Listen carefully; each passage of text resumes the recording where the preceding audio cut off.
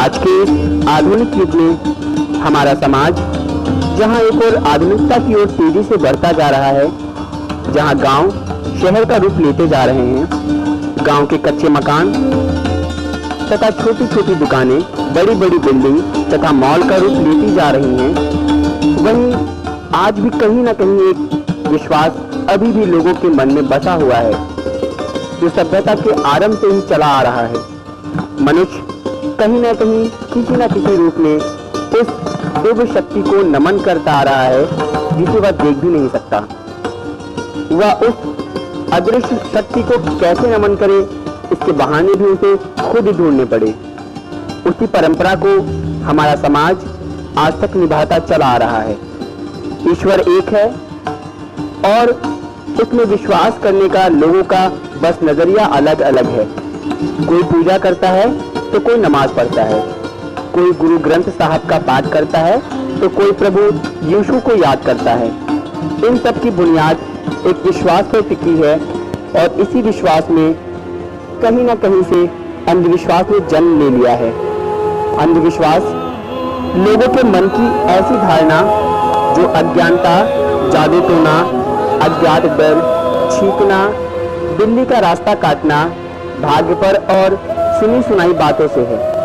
अंधविश्वास का कहीं ना कहीं उसी विश्वास से जन्म हुआ जो लोगों का भगवान पर है। बस भगवान को याद करने का धीरे धीरे स्वरूप बदल गया।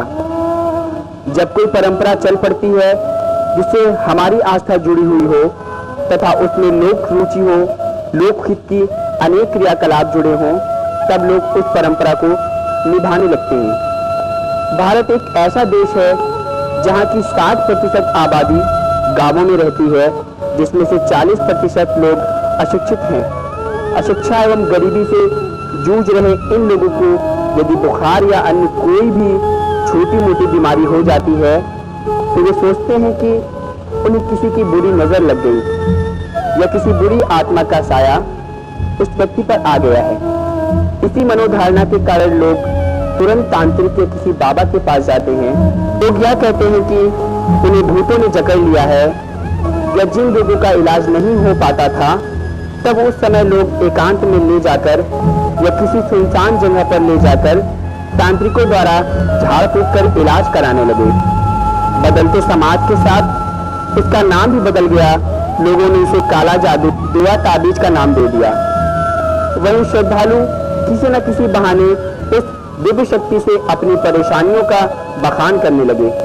मरता क्या ना करता, फिर हैरान परेशान लोगों को मानसिक तौर पर तैयार कर लिया जाता तथा उसका सम्मोहन कर उसी के हित की बातों से उससे उस बात को उगलवाने लगते जिसे वह खुद चाहता है। किसी न किसी रूप में ये वही विधि है जिसका उपयोग किसी अपराधी या मरीज से उस बात को मनवाने के लिए इस्तेमाल की जाती है जिससे कि वह सामान्य अवस्था में स्वीकार नहीं करता। तो यह कह सकते हैं कि जिसे लोग अंधविश्वास कहते हैं वह पूरी तरह अंधविश्वास ना होकर मानसिक खोज के रास्ते भी उपलब्ध कराते हैं, जिसे हम मनोविज्ञान का करीबी मान सकते हैं। जब जिन मरीजों को ये कहा जाता है कि इनके ऊपर भूत चढ़ गया, प्रेत चढ़ गया, तो उसमें ज्यादातर मरीज ऐसे होते हैं जिनको कि हम अपने मानसिक रोग या साइकेट्री की भाषा में किसी न किसी रोग से ग्रस्त पाते हैं। चाहे वो रोग थोड़े समय का हो, चाहे लंबे समय का हो। कुछ ब्रीफ साइकोसिस होती हैं, कुछ लॉन्ग टर्म क्रॉनिक साइकोसिस होती हैं, या क्रॉनिक डिजीजेस होती हैं, कुछ शॉर्ट डिजीजेस होती हैं। तो हमें अब ये देखना रहता है कि जब अगर कोई भूत प्रेत की बात कर रहा है तो वास्तव में उस व्यक्ति को कोई डिजीज है कि नहीं है। यह अंधविश्वास में बीमारी पूरे विश्व में प्राचीन काल से ही मानव जाति का पीछा कर रही है। जबकि भारत की बात करें तो यहाँ आस्थाओं से जुड़े होने के कारण यह अंधविश्वास में अंधेरा हटाया नहीं हटता। यहाँ तो बच्चों को घर में बूढ़े बुजुर्ग कहानियों के नाम पर भूत प्रेत से जुड़ी कहानियों को सुनाते हैं। इतना ही नहीं, कई क्षेत्रों में महिलाओं को डायन कहकर उसे या तो मार दिया जाता है या घर गांव से बाहर निकाल दिया जाता है। लोगों का यहाँ तक मानना है कि कई लोगों पे देवी देवताओं का वास होता है, जिससे लोग उनकी पूजा करते हैं, बलाएं उतारते हैं, तो कभी कभी आत्माओं का वास समझकर इन्हें जंजीरों से बांधकर भी रखा जाता है।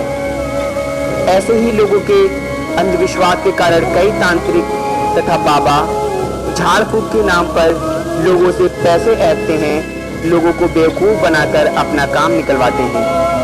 कई तांत्रिक तो झाड़ फूक के नाम पर महिलाओं के साथ बदसलूकी भी करते हैं। फिर भी हमारे समाज में रह रहे लोगों का झाड़ फूक पर से विश्वास कम नहीं हो रहा है।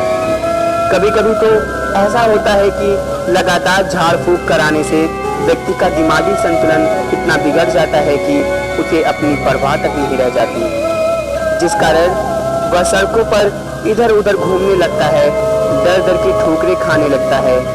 इस तरह लोगों की शारीरिक शक्ति इतनी क्षीण हो जाती है कि उन्हें अपने शरीर तक का होश नहीं होता। उनकी बेबसी को समझने वाला भी कोई नहीं होता। लोग समझते हैं कि झाड़ फूक कर उनका मरीज ठीक हो रहा है, वहीं दूसरी ओर कई लोग अपनी तंत्र विद्या का प्रयोग भी उन्हीं मरीजों पर करते हैं। कई लोग तो उन्हीं पर आत्माओं को बुलाने का प्रयास भी करते हैं, जिस कारण उन्हें कई कष्टों का सामना करना पड़ता है। पूछने पर जवाब मिलता है, इससे यह व्यक्ति ठीक हो जाएगा।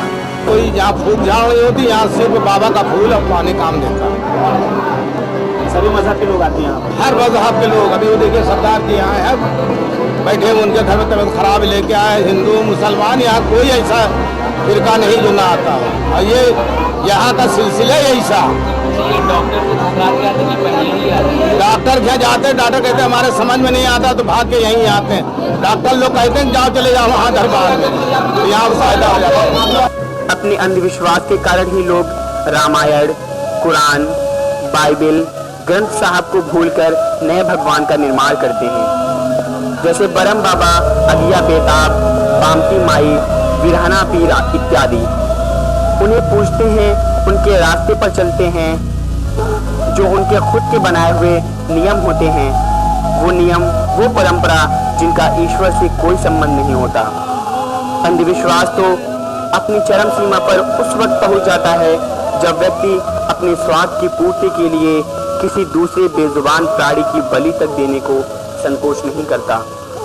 मनोवैज्ञानिक इसे हिस्टीरिया तथा मानसिक रूप से बीमार कई अन्य बीमारियों के नाम बताते हैं। जादू टोना को नहीं माना जाता है, और भी बहुत सारी संस्थाएं हैं भारत के अलावा जहाँ पर भी इसको नहीं माना जाता है। और इनमें से ज़्यादातर बीमारियाँ जो होती हैं उसका वजह होती हैं साइकोलॉजिकल, न्यूरोलॉजिकल, और हम लोग के पास अगर वो आए तो उनमें से बहुत सारे जो हैं ठीक होके चले जाते हैं। इसके रीजंस होते हैं, जैसे मैं आपको बताता हूँ कि जो भूत प्रेत, जादू टोना तक की बीमारियाँ होती हैं वो ज़्यादातर मेंटल डिजीजेज होती हैं। जैसे एक मेंटल डिजीज होती है जिसमें हमें हर किसी के ऊपर बहुत ज़्यादा शक होने लगता है, ठीक है। तो इसमें घर वाले बोलते हैं कि उस जो शक कर रहा है आदमी, बिना बात के उसके ऊपर किसी ने जादू टोना ये कर दिया, ये नहीं समझ पाते हैं। लेकिन हमारा समाज इसे जादू टोना तथा भूत प्रेत ही मानता है। यहाँ पर आते हैं, टाइम बांध दिया जाता है कि भागे ना भागे, और बड़ी मसला उसको भी रहता है, तो डॉक्टर का भी रहता है, मतलब जिसका दिमाग डिस्टर्ब रहता है, डॉक्टर के भी इलाज कर सकते हैं, नहीं तो फिर उसके हार जाते हैं तो बाबा के यहाँ जाते, उससे भी उसको शफा मिलता है बाबा के यहाँ से।